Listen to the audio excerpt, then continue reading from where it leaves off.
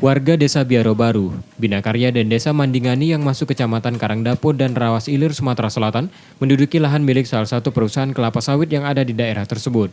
Aksi ini dilakukan menuntut perusahaan menyerahkan lahan plasma pada warga seluas 480 hektar yang pernah dijanjikan namun belum terrealisasi. Lahan yang dituntut itu akan dijadikan warga lahan kelompok. Meminta penyelesaian dari pihak Lonsum maupun pihak terkait pemerintah Kabupaten Muara Utara supaya cepat diselesaikan.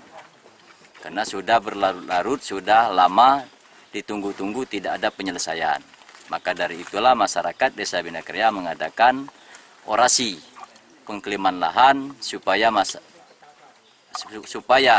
pihak perusahaan PT Lonsum tidak melakukan aktivitas dan masyarakat juga tidak melakukan aktivitas sepanjang permasalahan itu belum diselesaikan. Warga sangat berharap pihak perusahaan perkebunan tak mempersulit pengembalian lahan tersebut. Faizal Agustiawan, Kompas TV, Musirawas Utara, Sumatera Selatan.